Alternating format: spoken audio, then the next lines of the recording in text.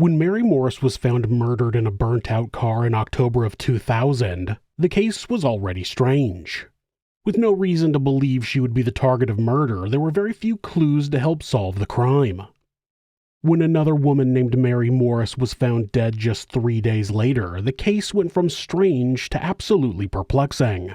That was because the second Mary was also murdered in her car only miles from the first murder.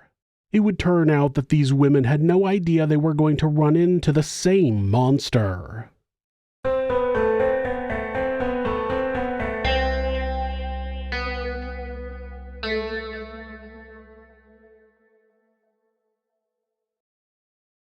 When you think of a hitman, the first image that likely comes to mind is a cold and precise killer. Someone who, for better or worse, is an expert in ending the lives of others and who absolutely doesn't allow for mistakes to take place. In reality, contract killing can be a far messier job. In fact, sometimes it can lead to the wrong person being taken out, or at least that's one of the main theories for why two otherwise unrelated women named Mary Morris were murdered within 3 days of each other in 2000. Mary Lou Morris left her home to go to work on the morning of August 12, 2000, not expecting anything unusual to take place. After all, it was just another day in Houston, Texas, and her job as a loan officer at Chase Bank often didn't lead to much excitement. Still, even if it wasn't exactly a thrill ride, it helped to pay the bills for her and her husband Jay. It wasn't like it was going to last forever anyway. No, while retirement was still a ways off yet, with Mary now being 48 years old, she was at least beginning to see the potential for that on the horizon. What she didn't realize at the time, though, was that she would never make it to retirement. She'd never even make it to 50, and the reason for that was because, after she had left that morning, she would never come home again. While her disappearance didn't become apparent until later that evening, there were hints over the course of the day that something was wrong, with the main one being the fact that she never answered any of her husband's calls.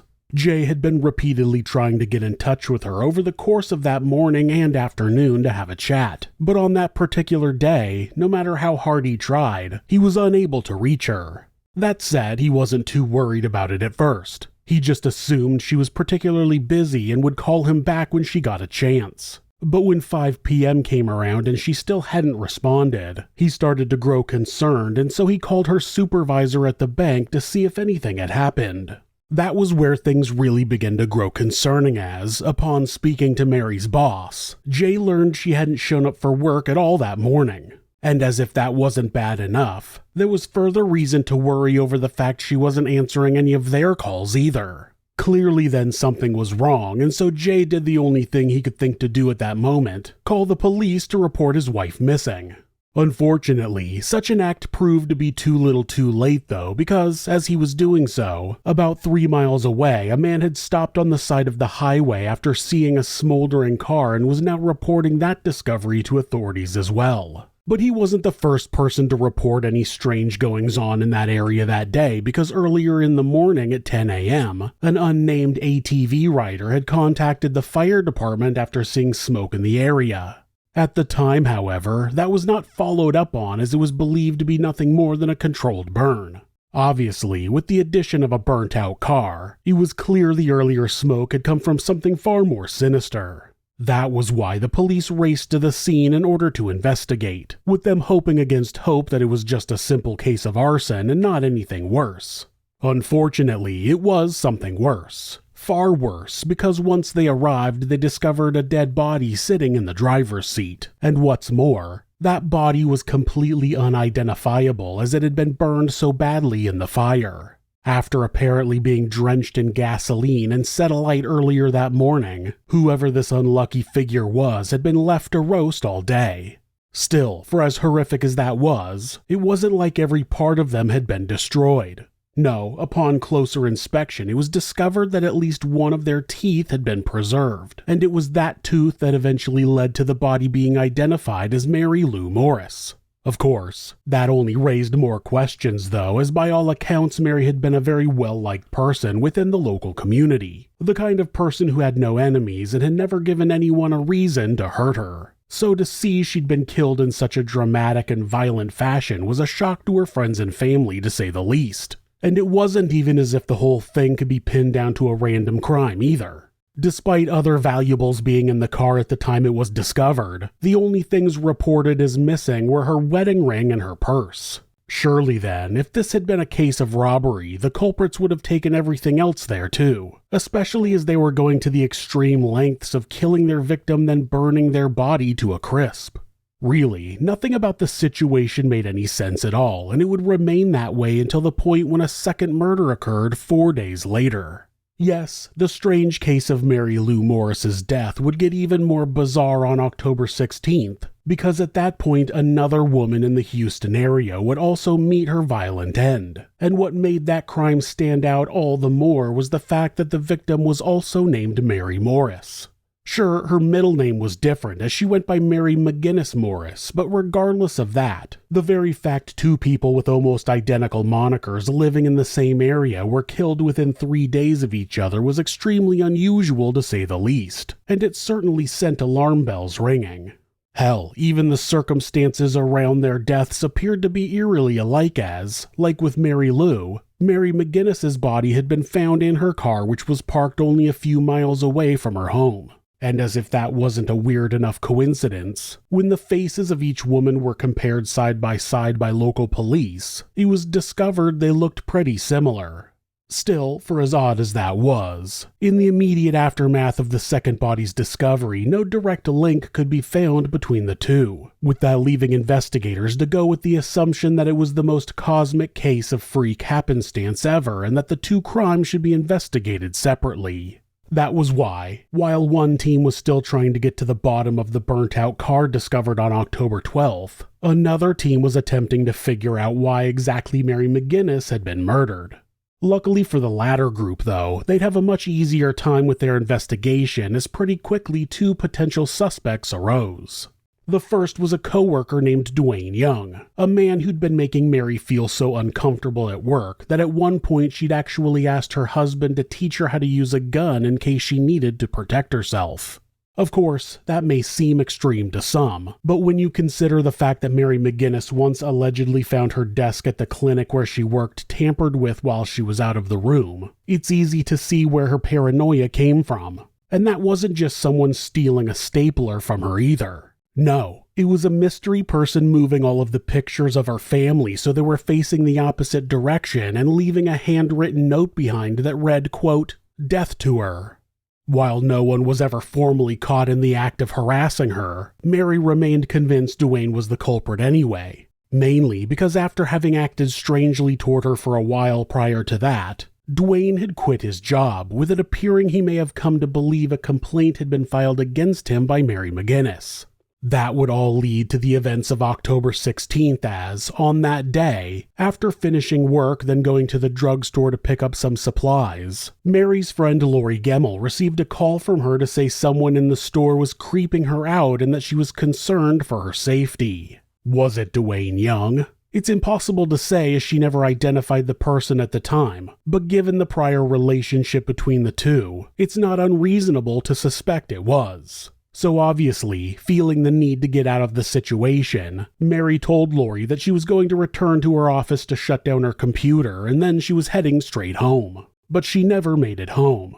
No, the last anyone heard from her was 12 minutes later when police received a frantic 911 call from her begging for their help. So disturbing was the call that its contents have never been released to the public. What we do know about it is that while on the other end of the phone that afternoon, Mary was being badly beaten all the way up until things climaxed with the sound of a gunshot. Needless to say, that was very likely the bullet that killed her as, when her body was eventually recovered in her car a few hours later, a bullet wound was quickly found in her head.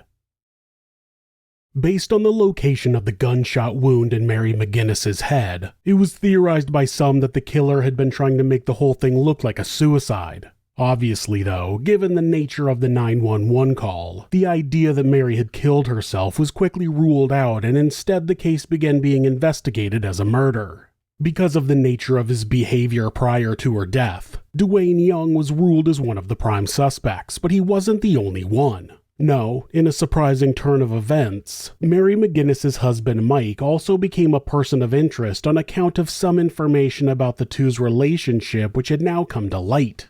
What was this information? Well, for one, it appeared the gun used to kill her was the one Mike had bought for her and trained her how to use not long before the incident occurred. The reason that stood out was because it had been placed under the driver's seat specifically by him, with the only two people who knew it was there after that being the Morris couple themselves. So for it to be used as the murder weapon, it suggests the killer had some idea it was going to be there. Otherwise, how would he have gotten a hold of it? Sure, it was possible Mary herself had pulled it out during the struggle and at some point after that lost control of it to her attacker, but if the idea was to make it look like a suicide the whole time, then it's a pretty big coincidence there just happened to be a gun owned by her in the car as the attack was taking place. As if that wasn't enough reason to suspect Mike Morris of being the man behind his wife's death, a possible motive was also established when it became apparent the two had been undergoing marital problems for some time. Of course, that might seem like nothing on its own, but when combined with the possibility Mary was having an affair behind her husband's back, as well as his strange behaviors when later questioned by the police, it led some to wonder if he was indeed trying to offer over the issues. What was the strange behavior, though? Well, when asked where he was at the time of the killing, Mike informed the authorities that he had been at the cinema with his daughter. That said, when investigators attempted to corroborate his story with the young girl, the father would not allow them to speak to her. And that wasn't the only thing he was unwilling to do either, as he also declined to take a polygraph test. Then, to add further suspicion to his story, there was the fact that his phone records showed that he'd made a mysterious 4-minute call to Mary's phone shortly after she was murdered. He would claim that it was an attempt to call his wife and find out where she was, only for her to not answer, but that didn't ring true for the investigators as the call lasted 4 minutes. Most people don't leave 4-minute-long voicemails, so the authorities weren't buying his story. Perhaps realizing that, Mike then began to argue that he had left a voicemail, with the apparent 4-minute call length being an error from the phone company's records. Still, even if he was maintaining his innocence, Mike Morris clearly realized he was in danger of being formally accused at that point, and so, in the days following, he hired an attorney to represent him. It's just as well he did, because by then the investigation team were unearthing more information that would help them build a picture of what took place that fateful night. As it happened, Mike's alleged 4-minute phone call wasn't the only strange correspondence that took place around that time, though.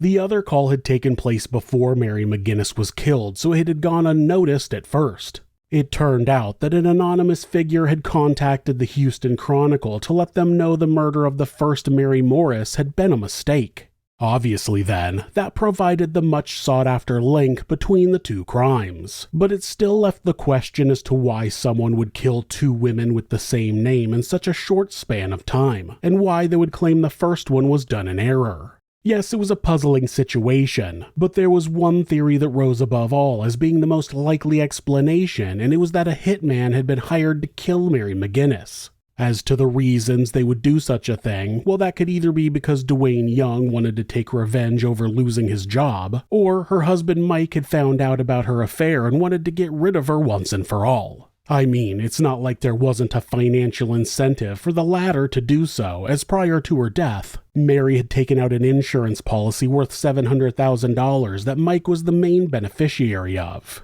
It also explained why he had chosen that afternoon to take his daughter to the cinema, as it gave him the perfect alibi. It even explained the strange 4-minute-long phone call made by Mike as, if the theory was correct, it would have been him contacting the assassin on his wife's phone to check if the job had been carried out.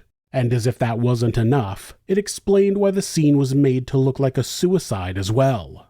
Unfortunately, though, when questioned about that by police at the time, he outright denied any knowledge of such a plot, as did Dwayne Young when he was later spoken to. With there being no solid evidence to back up the idea, it meant there was very little the authorities could do to pursue it in court.